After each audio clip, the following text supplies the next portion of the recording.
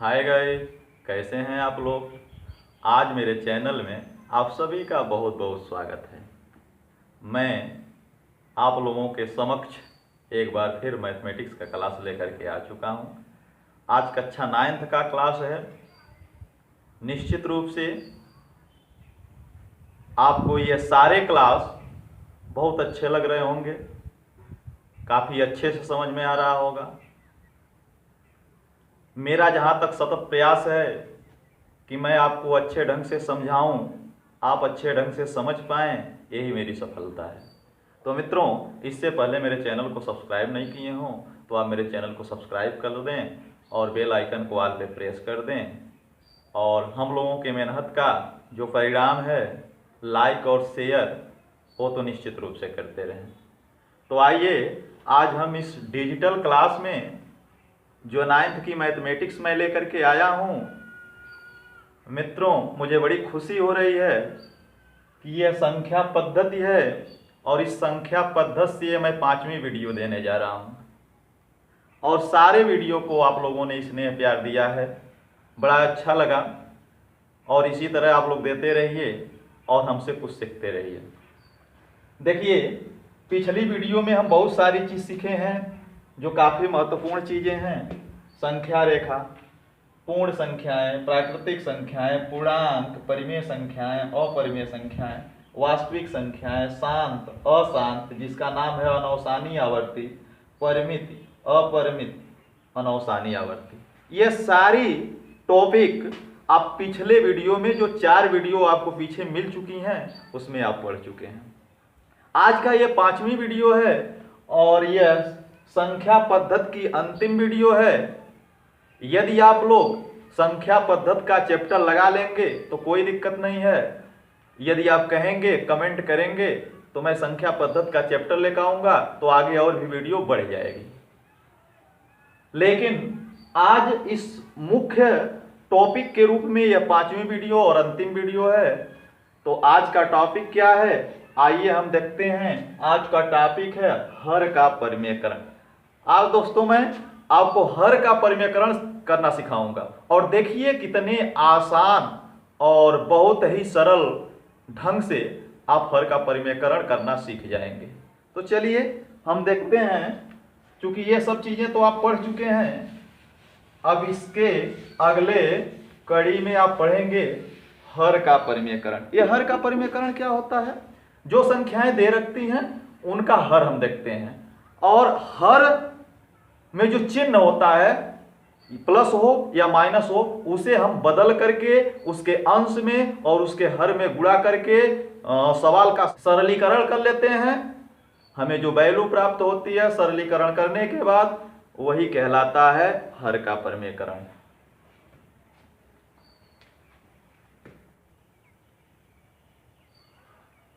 हर के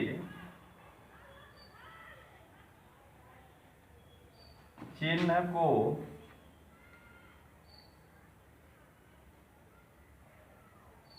बदलकर उसके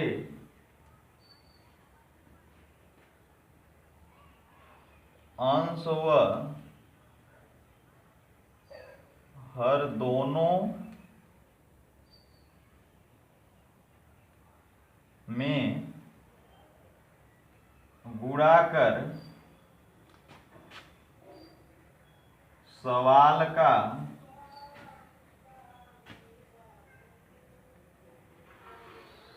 सरलीकरण करना ही हर का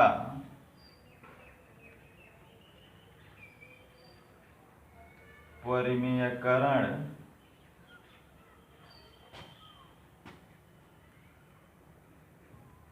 कहलाता। यानी हम क्या करते हैं, जब हर के चिन्ह को बदल लेते हैं, चाहे वह चिन्ह धन हो चाहे वह चिन्ह माइनस हो, अगर प्लस है तो उसे जो है माइनस में चेंज कर देते हैं, और यदि जो है माइनस है तो उसे प्लस में चेंज कर देते हैं, और चेंज करने के बाद उसके अंश व हर दोनों में गुणा करके हम सवाल का सरलीकरण कर लेते हैं, वही सरलीकरण क्या कहलाता है? हर का परिमीकरण कहलाता है। ज्यादा अच्छे से समझने के लिए हमें उसके उदाहरण में चलना पड़ेगा। तो हम आइए देखते हैं कि उदाहरण के रूप में उसे हम आगे कैसे समझते हैं।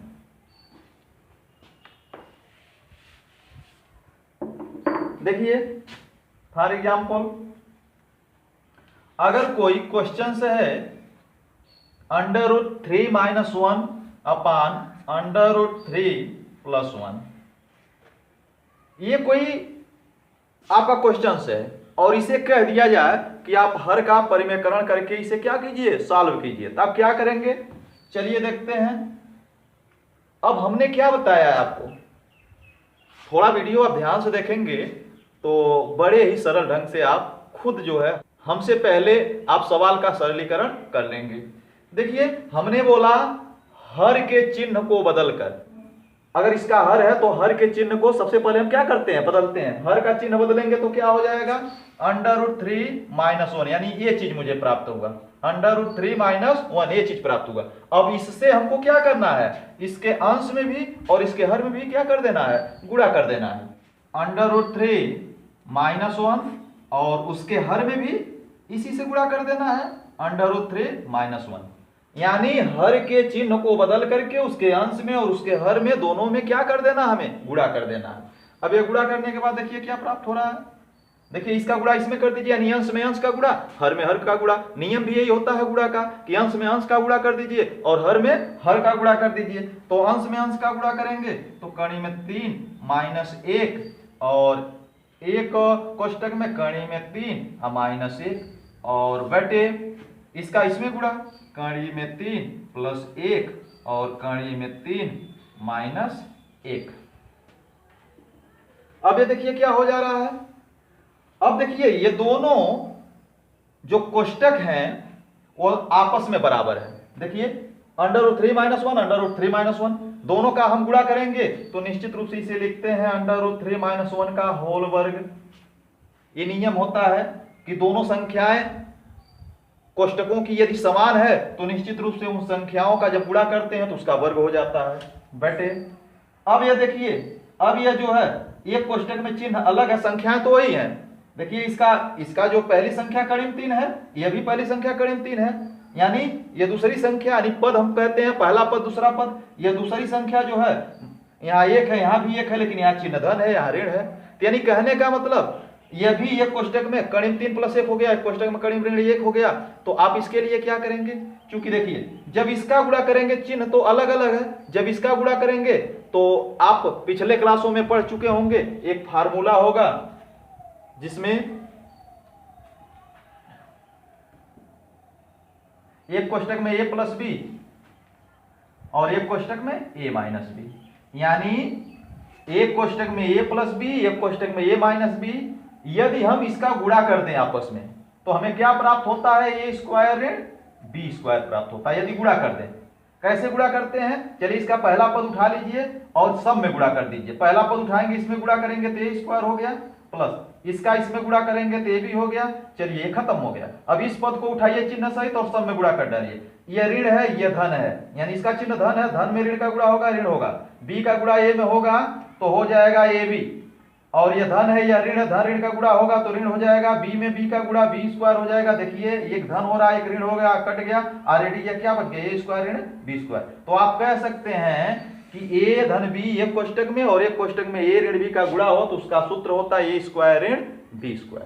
वही काम हम इसमें भी करते हैं, वही काम इसमें भी। अगर गुणा कर लें तो इसका भी सूत्र आ जाएगा, जो ये सूत्र आप लगा रहे हैं तो इसका भी आ जाएगा। लेकिन हम इसमें फार्मूलों का प्रयोग करते हैं। एक फार्मूला ये हो गया, एक फार्मूला क्या हो गया? a - b का होल वर्ग। इसमें सूत्र होता है पहले पद का वर्ग धन दूसरे पद का वर्ग ऋण 2 गुणे पहला पद गुणे दूसरा पद। अक्सर लोग इसे मध्य पद कहते हैं, बीच में लिखते हैं, लेकिन हमारे लिखने का जो सिस्टम है मैं इसी प्रकार लिखता हूं। तो ये जो है मध्य पद लोग कहते हैं और मध्य पद होता भी है। तो चलिए, कोई दिक्कत नहीं है। पहले पद का वर्ग धन दूसरे पद का वर्ग ऋण 2 गुणे पहला पद गुणे दूसरा पद। इसी प्रकार का एक सूत्र और होता है a धन b के होल वर्ग का। ये पिछली क्लासों में आप पढ़ चुके हैं।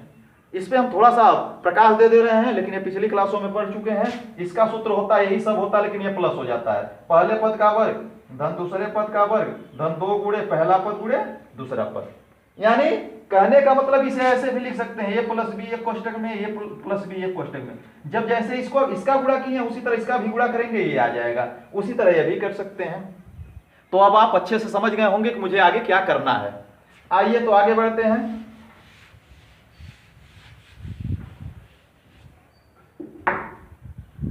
तो इसका क्या फॉर्मूला हो जाएगा, एक कोष्टक में √3 का होल वर्ग और माइनस एक कोष्टक में 1 का होल वर्ग। चलिए अब आगे देखिए, चूंकि इसका भी फार्मूला मैं बता दिया हूं, पहले पद का वर्ग धन दूसरे पद का वर्ग ऋण 2 गुणे पहला पद और गुणे दूसरा पद, और बटे जब इसका वर्ग करेंगे तो केवल 3 बचेगा, अंडर रूट समाप्त हो जाएगा, और माइनस इसका वर्ग करेंगे तो 1 बचेगा। फिर इसी प्रकार इसका वर्ग करेंगे तो 3 बचेगा, प्लस इसका वर्ग एक ही होता है, एक का वर्ग एक ही होता है, और इसका गुणा करेंगे 2 1 कम 2 में कड़ी 3 का गुणा करेंगे 2 कड़ी में 3, अब बटे क्या बचा 2 बचा। अब ये कितना हो गया, अब यह हो गया 3 1 4 और माइनस 2 कड़ी में 3। अब देखिए और बटे क्या बचा 2 बचा। अब इसमें देखते हैं यहाँ 4 है और माइनस 2 कड़ी में 3 है, तो दोनों पदों में यदि देखा जाए तो हमें 2 कॉमन मिल रहा है, यानी 2 इसमें भी मिल जा रहा है, 2 इसमें भी है, तो 2 हम बाहर ले सकते हैं। तो बचा क्या 2 बचा, क्योंकि 2 दूना 4 हो जाएगा, और माइनस 2 यहाँ से बाहर निकल आया, अंडर रूट 3 बचा है। अब बटे क्या बचा है 2 बचा है, 2 से 2 क्या हो जाएगा समाप्त। तो बचा क्या 2 माइनस अंडर रूट 3। ये जो है क्या आपका मिल गया आंसर मिल गया। और इसके बाद भी आप जानने का प्रयास करते हैं तो अंडर रूट 3 का मान रख दीजिए, क्योंकि आप under root 3 under root 2 under root 5 का मान भी जानकारी रखिए, क्योंकि यहाँ अंडर रूट 3 का मान होता है 1.732। अगर आप 2 में से 1.73 घटा देते हैं तो एक आंसर वो भी आ जाएगा। तो जैसा भी आवश्यकता होगी उस तरह आप कार्य कीजिएगा। यदि आपके सवाल में अंडर रूट 3 यदि आपके सवाल में आ रहा है तो उसका वैल्यू अगर दिया है, अंडर रूट 2 आ रहा है उसका वैल्यू दिया है, अंडर रूट 5 आ रहा है उसका वैल्यू दिया है, तो निश्चित रूप से आप जान जाइए कि जो हमारा ये वैल्यू प्राप्त हो रहा है, जो यहाँ अंडर रूट का जो संख्या है उसमें हमें उसका मान निश्चित रूप से रखना है। यानी यहाँ अंडर रूट 3 है तो 1.732 हमें यहाँ रख के घटा देना पड़ेगा निश्चित रूप से। यदि सवाल में ऐसा कुछ नहीं दिया है तो आप यहीं ले आके छोड़ दीजिए, आपका ये आंसर हो गया। कोई परेशानी हमें नहीं लगती है, कोई आपको परेशानी हुई होगी। देखिए हम एक उदाहरण और देखते हैं थोड़ा छोटे टाइप का। जैसे मान लीजिए कोई सवाल दे रखा है 2 कड़ी में 3 बटे अगर दे दिया हो कि 2 प्लस कड़ी में 3, तो हम क्या करेंगे, इसका भी चिन्ह बदल करके आप जो है हर का परिमेयकरण कर लेंगे, यानी 2 माइनस कड़ी में 3 बटे 2 माइनस कड़ी में 3। तो आप देखेंगे क्या पाएंगे, इसका गुणा इसमें होगा तो 2 कड़ी में 3 गुणे क्या हो जाएगा 2 ऋण कड़ी में 3 और बटे 2 प्लस कड़ी में 3, इसका गुणा इसमें हो जाएगा 2 ऋण कड़ी में 3। तो जैसा आप जानते हैं कि इसका गुणा इसमें होगा 2 दूना 4 कड़ी में 3 और माइनस इसका इसमें होगा कड़ी में 3 में कड़ी में 3 का गुणा, 3 में 2 का गुणा 6 हो जाएगा बटे। अब देखिए ये कोष्टक में ये धन भी, ये कोष्टक में ये ऋण भी, तो पहला पद का वर्ग कितना हो जाएगा 4 और माइनस दूसरा पद का वर्ग क्या हो जाएगा 3 ही होगा, तो हो गया 4 कड़ी में 3 माइनस 6 बटे कितना होगा 1। जब 1 से भाग देंगे तो यही संख्या बचेगी, हो जाएगा 4 कड़ी में 3 माइनस 6, बस यही बचेगी। अब इसमें आप बहुत कर सकते हैं तो कॉमन ले सकते हैं। देखिए 2 इसमें भी मिल जाएगा, 2 इसमें भी मिल जाएगा, तो 2 कड़ी में 3 और माइनस 3 बचा। यदि आपके सवाल में कह रहा हो कि अंडर रूट 3 का वैल्यू दे रखा हो तो निश्चित रूप से आप उसमें क्या करेंगे, उसका वैल्यू आप रख देंगे, रखने के बाद इसका 2 का गुणा कर देंगे, गुणा कर जैसे आइए हम रख ही लेते हैं, यानी 2 गुणे 1.732, हम 3 अंक तक जाते हैं, दशमलव के जो प्रसार है दशमलव का 3 अंक तक जाते हैं, माइनस 3 और ये कितना हो गया 2। अब ये गुणा कीजिए, 2 दूना 4 3 दूना 6 7 दूना 14 4 1 2 1 कम 2 1 3 3.464 अब माइनस 3, ये क्या हो गया 2। अब चूंकि ये पूर्णांक है दोनों बराबर, जब घटाएंगे तो खत्म हो जाएगा, बचेगा क्या 0.464। अब गुणा कर लीजिए। अब गुणा करेंगे तो क्या बचेगा? अब गुणा करेंगे तो 4 दूना 8, 6 दूनी 12, 1 2, 4 दूना 8, 1 9, 0 यानी 3 अंक में दशमलव लगा। ये आपका आ गया उत्तर। इस तरह आप सवाल को हल कर सकते हैं। हमें इस तरह पूरी उम्मीद है कि हर का परिमेयकरण करना आप सीख गए होंगे। तो इस प्रकार यह संख्या पद्धति का अंतिम वीडियो रहा। आपका जैसा निर्देश होगा, जैसा आप कमेंट करेंगे, वैसा आगे फिर इस संख्या पद्धति में बढ़ा जाएगा। तो मैं ये क्लास आज यहीं समाप्त करते हुए एक बार पुनः इस डिजिटल क्लास के माध्यम से आप सभी लोगों का बहुत बहुत धन्यवाद करता हूं, आभार व्यक्त करता हूं, जो आप लोगों ने इतना स्नेह और प्यार बढ़ा रहे हैं और मेरे वीडियो को देख रहे हैं और आप उससे कुछ सीख रहे हैं। तो आप सबका बहुत बहुत धन्यवाद। जय हिंद।